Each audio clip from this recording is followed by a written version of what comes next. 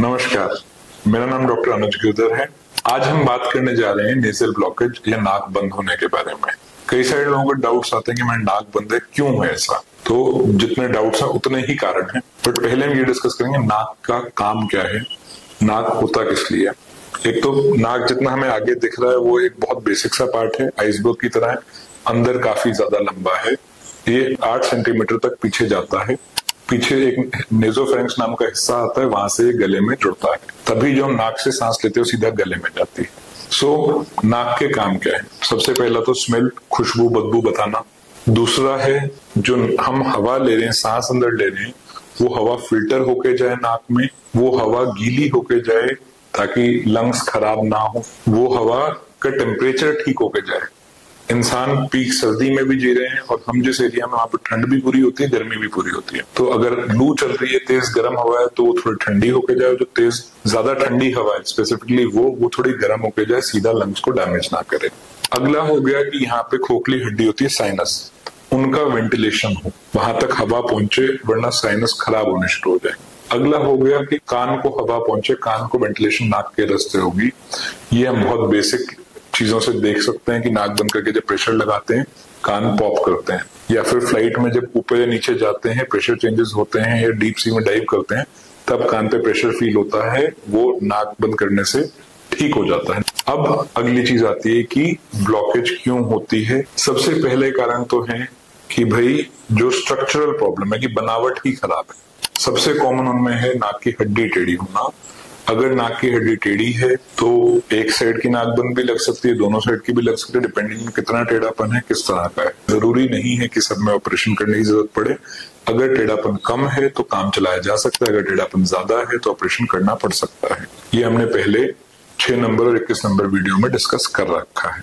फिर आती है अगली बीमारी की इंफीरियर टर्बुलेंट, नाक के मस्से काफी ज्यादा बड़े हुए हैं, वो हाइपरट्रॉफी है। वो आमतौर पर एलर्जी की वजह से होते हैं, दवाइयों से भी कम हो जाते हैं। अगर बहुत ज्यादा है, दवाई काम नहीं कर रही है, तो ऑपरेशन करके इनको खत्म कर दिया जाता है। उसके 2-3 तरीके, एक तरीका तो है कि सीधा काट दिया जाए, टर्बुलेक्टमी कर दी जाए। दूसरा तरीका ये होता है कि इसको माइक्रोडिब्राइडर से अंदर से क्लीन कर दिया जाए। तीसरा तरीका इसके अंदर रेडियो फ्रीक्वेंसी एब्लेशन होता है कि एक पतली सी नीडल आती है, वो लेजर की तरह काम करती है, अगर बिल्कुल देसी भाषा में जाए वो अंदर से जला देती है। चौथा तरीका ये होता है कि कॉबलेटर से बर्न कर दिया जाए। अगला कारण होता है एडेनॉइड की हाइपरट्रॉफी। एडेनॉइड नाक के बिल्कुल अंत में नेजोफेरेंक्स में एक गांठ होती है, आमतौर पे बच्चों में देखने को मिलती है, एडल्ट्स में आमतौर पे नहीं मिलती है। वो हमने 2 नंबर वीडियो में डिस्कस कर रखा है, अगर उससे रिलेटेड डाउट है वो देख लीजिएगा। फिर बनावटी दिक्कत में आता है कि बच्चा पैदा हुआ है, नाक के पीछे की जो नली है वो ही नहीं खुली है, कोएनल एट्रीजिया बोलते हैं। अगर नहीं खुली है तो उसको हाथ के हाथ उसी टाइम पे ऑपरेशन किया जाता है। ये जब भी नया बच्चा पैदा होता है तब नॉर्मल चेकअप में चेक किया जाता है। अगला आता है कि जो हमारा यहाँ पे नेजल वॉल्व है, जहां सबसे पतला हिस्सा है नाक का, अगर ये बार बार कोलैप्स कर रहा है, जैसे हम सांस लेते हैं तो ये फ्लेयर करता है, अगर सांस लेने पे दब रहा है तो उससे भी कई बार नाक बंद होती है। अगर वो नाक बंद हो रही है तो वो भी इलाज ऑपरेशन का है। कोई भी अगर स्ट्रक्चरल इशू है, बनावटी रोग है, तो उसको ऑपरेशन द्वारा ही ठीक किया जा सकता है, उसमें दवाइयों का कोई बहुत ज्यादा रोल नहीं है। एक कॉन्का बुल्लोसा होता है, जैसे नीचे के टर्बुलेंट होते हैं वैसे ऊपर और होते हैं, उसमें भी कई बार ब्लॉकेज करता है, बट वो आमतौर पर इतना बड़ा नहीं होता कि अकेले ब्लॉकेज करे। फिर आते हैं इन्फेक्शंस पे। एक तो बेसिक कारण है आपका कॉमन कोल्ड हो गया, जुकाम लगना, अगर साल में 2 बार 3 बार हो रहा नॉर्मल है, अगर अराउंड द ईयर रह रहा है तो वो क्रॉनिक राइनाइटिस या क्रॉनिक राइनोसाइनोसाइटिस है, तो फिर उसको चेकअप की जरूरत है।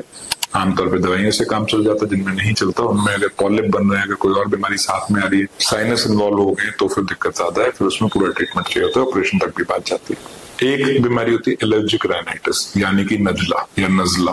उसके अंदर बॉडी रिएक्ट खराब तरीके से कर रही है, कोई भी बाहर की चीज गई, बॉडी ने रिएक्ट किया, छींकें आई, उससे धीरे धीरे करके टर्बुलेंट बढ़ने शुरू हो जाते हैं, बलगम ज्यादा आते हैं, छींकें आती है, पानी आती है। जिन लोगों को होता है इकट्ठे 10-12 छींकें आ रही हैं, नॉर्मल आपका डे टू डे लाइफ भी डिसरप्ट होता है, और एक समय ज्यादा बीमारी चलती है तो उसके अंदर फिर ब्लॉकेज भी होने शुरू हो जाती है, नाक बंद भी होने शुरू हो जाती है। ये हमने 11 नंबर वीडियो में डिस्कस किया हुआ है, अगर डिटेल में समझना है तो वो देखिए। फिर अगला कारण होता है नेजल पॉलिप। ये आमतौर पे साइनस से निकल के आते हैं। साइनस यहाँ खोखली हड्डी होती है, जब उसमें बीमारी जाती है तो फिर धीरे धीरे करके पॉलिप की फॉर्म में कई बार निकल के आता है, तो वो अपना ऑपरेशन से ठीक करना पड़ता है। अगर बहुत कम है तो दवाइयों से भी काम चल सकता है। साइनस के अंदर 2-3 तरह की इन्फेक्शन होती है। पस भर सकता है, बलगम भर सकता है, पॉलिप भर सकता है, या फिर हमारा फंगल इन्फेक्शन हो सकता है। फिर आता है खराब वाली बीमारियां।